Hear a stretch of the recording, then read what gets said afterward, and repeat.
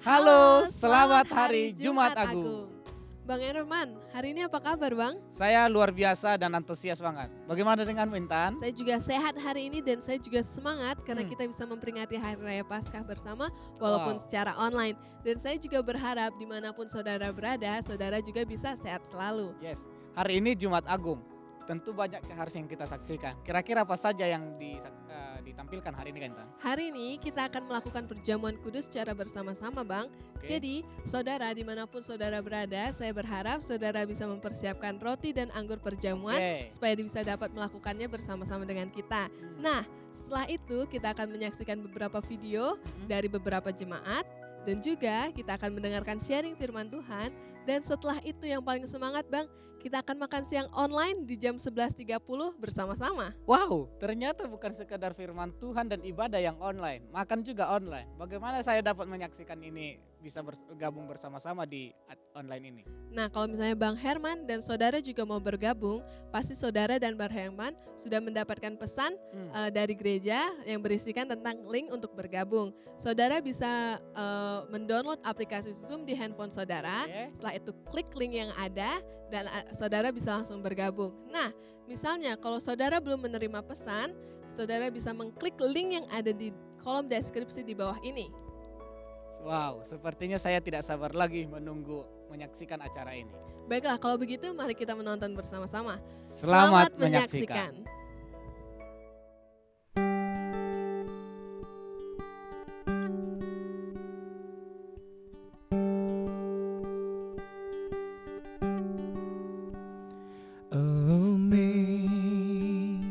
Amazing grace, how sweet the sound that saved a wretch like me.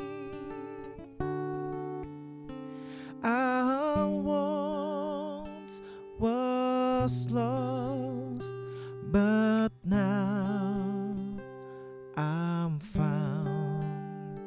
Was blind, but now I see. Was grace that taught my heart to fear, and grace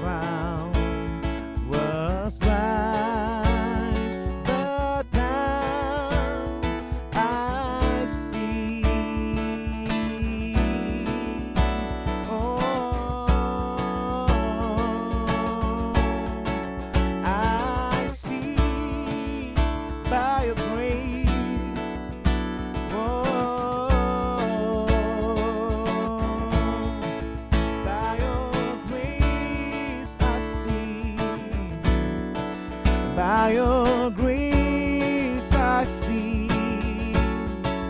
By your grace I see. Oh, amazing.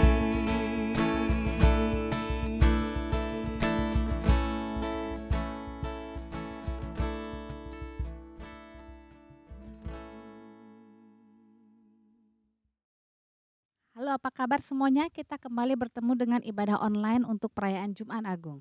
Hello, everyone. How are you doing today? We are back here again for service online for Good Friday. Biasanya ketika kita berbicara tentang Paskah, yang kita ingat adalah Usually, when we talk about Easter, what we remember is Yesus membawa kayu salib secara menderita, dan kita jadi mengingat film The Passion of Christ. we'll remember that Jesus Christ carried the cross with sadness and burden. And we remember from the movie The Passion of Christ. The Passion of Christ. Yeah. Tapi kata Tuhan Yesus di dalam Alkitab tentang apa sih membawa salib itu? Jesus Christ said in the Bible, what does the cross really mean? Ya, di Lukas 9 ayat 23, katanya kepada mereka semua, setiap orang yang mau mengikut aku, ia harus menyangkal dirinya, memikul salibnya setiap hari dan mengikut aku. In Luke 9:23, then he said to the crowd, if any of you wants to be my follower, you must give up your own way, take up your cross daily and follow me. Apa salib yang harus kita pikul setiap hari? What cross do we have to carry every day? Bukan salib secara fisik seperti ini, Not a cross physical like this, but tapi mungkin salib yang kita harus pikul adalah rasa sakit hati. maybe the cross that we have to carry every day is the feeling of broken heart Sakit penyakit, or sickness and disease that you have, merasa ditinggalkan, or hurt and abandoned, masalah keuangan, and also financial problem, atau rasa malu karena direndahkan dan dihina, or feeling shameful for yourself. atau banyak hal yang terjadi di keseharian hidup kita. There's a lot of things that happen daily in our life. Kita tidak mampu untuk menanggung salib itu kalau bukan karena kasih karunia Tuhan. We are not able to carry that cross if it wasn't God's love. Iya. Tapi di sini Tuhan bilang menyangkal diri, But here God said, carry yourself, memikul salib dan mengikut aku. carry the cross and follow me. Iya. Jadi ingatlah saudara bahwa salib yang kita pikul itu sudah dipikul terlebih dahulu oleh Yesus. Remember that the cross we carry every day has been carried by Jesus Christ first. Kita bisa lihat di Yesaya 53 ayat 3 sampai 5. We can look in Isaiah 53. Ia dihina dan dihindari orang, seorang yang penuh kesengsaraan dan yang biasa menderita kesakitan. Ia sangat dihina sehingga orang menutup mukanya terhadap dia, dan bagi kita pun dia tidak masuk hitungan. He was despised and rejected, a man of sorrows, acquainted with deepest grief. We turned our backs on him and looked the other way. He was despised and we did not care. Tetapi sesungguhnya penyakit kita yang ditanggungnya dan kesengsaraan kita yang dipikulnya, padahal kita mengira dia kena tulah, dipukul dan ditindas Allah. Yet it was our weakness he carried. It was our sorrows that weighed him down. And we thought his troubles were a punishment from God, a punishment for his own sins. Tetapi dia tertikam oleh karena pemberontakan kita. Dia diremukkan oleh karena kejahatan kita. Ganjaran yang mendatangkan keselamatan bagi kita ditimpakan kepadanya, dan oleh bilur-bilurnya kita menjadi sembuh. But he was pierced for our rebellion, crushed for our sins. He was beaten so we could be whole. He was whipped so we could be healed. Jadi saat ini Kristus telah menanggung semuanya untuk kita. So for this moment, Jesus Christ have carried everything for us. Mari kita mau mengadakan perjamuan saudara. Saudara bisa mengambil roti dan anggur di rumah masing-masing. So we are going to do a communion, and you can get your own bread and wine at your own house.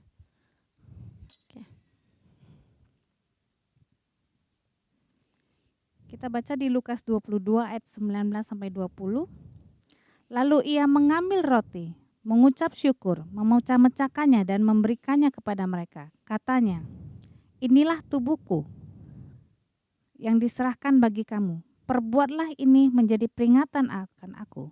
Demikian juga dibuatnya dengan cawan sudah ia makan. Ia berkata, cawan ini adalah perjanjian baru oleh darahku yang ditumpahkan bagi kamu. Luke 22:9-20. He took some bread and gave thanks to God for it. Then he broke it in pieces and gave it to the disciples, saying, "This is my body, which is given for you. Do this in remembrance of me." After supper he took another cup of wine and said, "This cup is the new covenant between God and his people, an agreement confirmed with my blood, which is poured out as sacrifice for you." Mari saudara, setiap kita menutup mata, kita berdoa, dan kita bawa semua apa yang engkau butuhkan itu di kayu salib. Okay, we all close our eye and pray and bring out everything that you need to bring out. Pour out everything from your deepest heart in the remembrance of the cross. Bapak, kami bersyukur buat pengorbananmu di atas kayu salib, Tuhan Yesus. Father, we are very grateful for your sacrifice in the cross. Kami hari ini Tuhan mau mengambil perjamuan dan mengingat betapa besar kasih-Mu yang Kau berikan melalui putra-Mu Yesus Kristus. We want to take this communion and remember how the big sacrifice you did by sending your Son, Jesus Christ. Kami percaya Tuhan, Engkau Yesus Kristus adalah satu-satunya jalan keselamatan. We believe that Jesus Christ is the only way for our. Terima kasih Tuhan, kamu mengambil perjamuan ini di dalam nama Yesus. Thank you, God, that we take this communion in Jesus' name.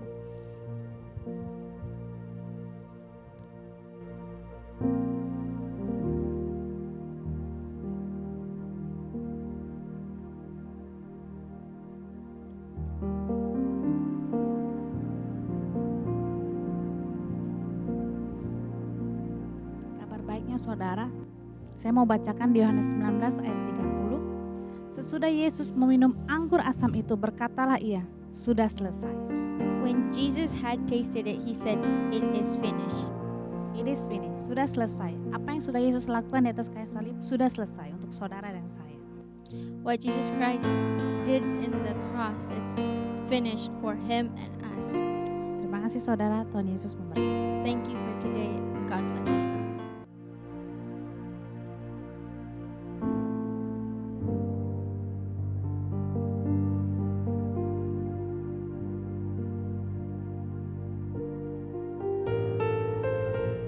Arti salib bagi aku adalah bukti kasih yang sangat dalam dari seorang sahabat, yaitu Yesus Kristus. Menurut saya, salib adalah jalan penderitaan Tuhan Yesus untuk menebus dosa-dosa manusia. Menurut saya, salib adalah pengampunan dosa bagi manusia. Menurut saya, salib adalah beban yang harus dipikul, disalibkan, mati, dan bangkit. Makna salib bagi saya adalah satu simbol cinta kasih Tuhan kepada kita, dan kita sebagai umat manusia harus menerima cinta kasih Tuhan itu. Salib itu bagi saya adalah lambang dari dosa kita yang kita lakukan kepada Tuhan, dan Tuhan rela mati bagi kita. Dan kasih Tuhan sungguh nyata untuk bisa kita lihat di dunia ini. Menurut saya, salib itu adalah jalan satu-satunya yang harus ditanggung Tuhan Yesus untuk menebus dosa manusia. Dan bukti cinta kasih-Nya, Dia rela berkorban, Dia rela disalibkan. Salib mengingatkan saya betapa berharganya pengorbanan yang Tuhan Yesus lakukan untuk saya pribadi, dan begitu besar karunia yang Tuhan sediakan untuk saya. Dan saya bukan David yang lama, tetapi hidup saya sudah ditebus oleh Tuhan Yesus di kayu salib. Hey guys, Jadi aku mau bahas apa arti salib bagiku. Bagiku, salib adalah bukti cinta kasih yang sangat dalam dari seorang bapa yang bernama Yesus. Dia rela mati di atas kayu salib untuk menebus semua segala dosa-dosa yang telah aku perbuat di dunia ini. Dia rela mengampuni semua kesalahanku. Dia menuntun langkahku. Dia mengubah hidupku. Aku tidak memberikan apa-apa untuknya, melainkan dia memberikan segalanya untukku. Bukan bukti cintaku kepadanya, melainkan cintanya kepadaku. Jadi bagiku, salib Kristus adalah segalanya. Salib Kristus adalah dasarku, alasanku, tujuanku hidup di dunia ini. Karena bagiku, hidup adalah Kristus. God bless you. Salib bagi saya adalah lambang kasih yang Dia berikan kepada kita melalui pengorbanannya di kayu salib. Salib bagi saya adalah lambang pengharapan saya kepada Tuhan, di mana setiap doa, setiap permohonan, setiap impian saya ada di bawah salibnya Tuhan. Arti salib buat aku adalah pertama kasih, di mana Tuhan menyatakan kasihnya lewat Dia disalibkan. Yang kedua, arti salib buat aku adalah kemenangan. Jadi ketika Tuhan disalibkan, Yesus disalibkan, kita menerima kemenangan. Kemenangan dari dosa, kemenangan dari maut, kemenangan dari apapun. Terima kasih.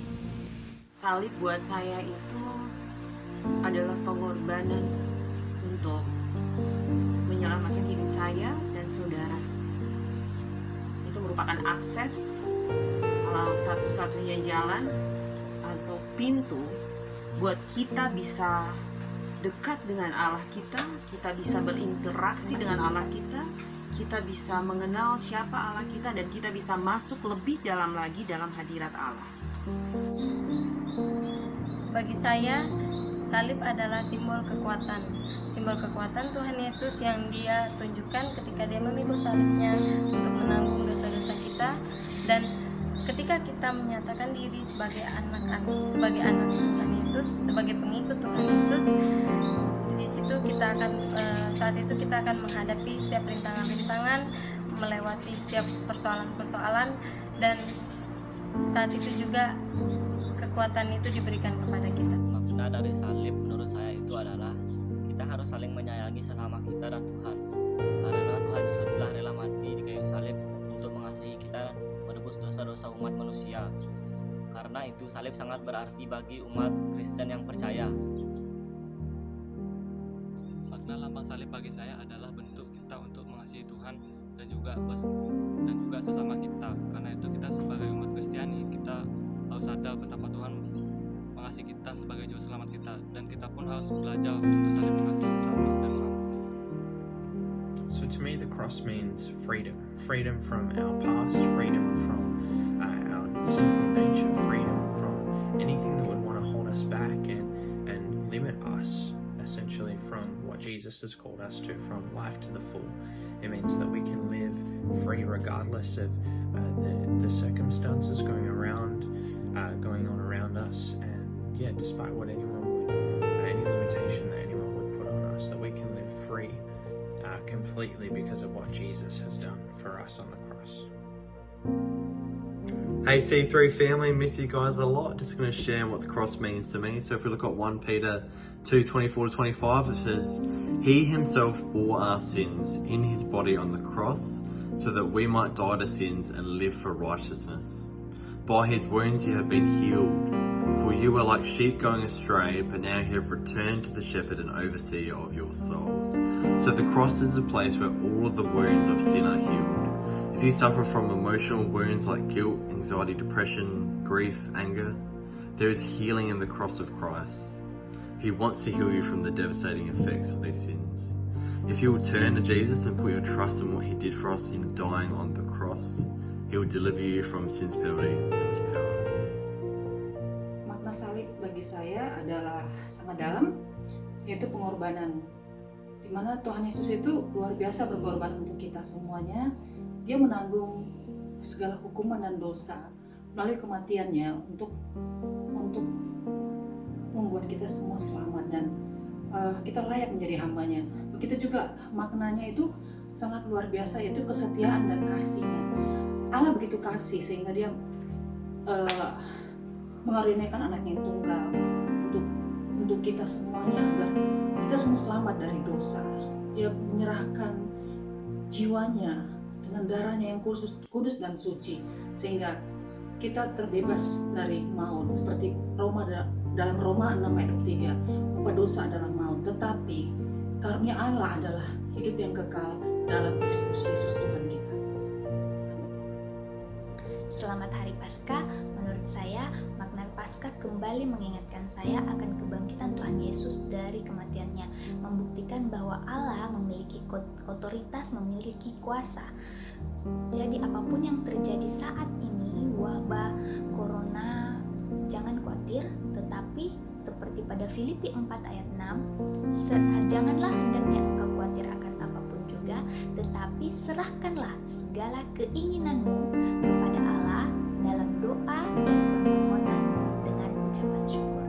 Jadi jangan khawatir, percaya bahwa Yesus akan selalu menyertai kita semuanya. Selamat Paskah, Tuhan berkati.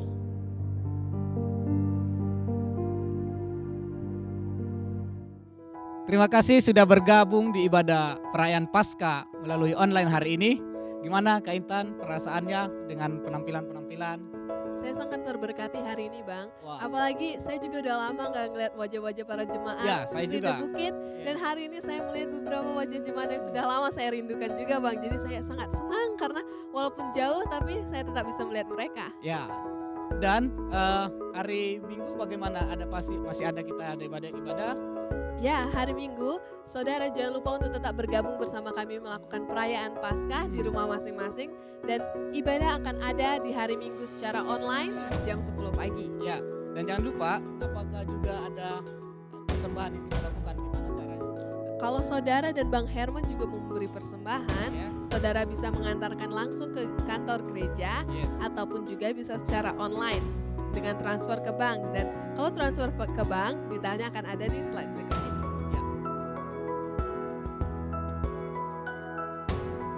Ayo, waktu sudah menunjuk 11.30, kita akan mau makan bersama melalui aplikasi Zoom.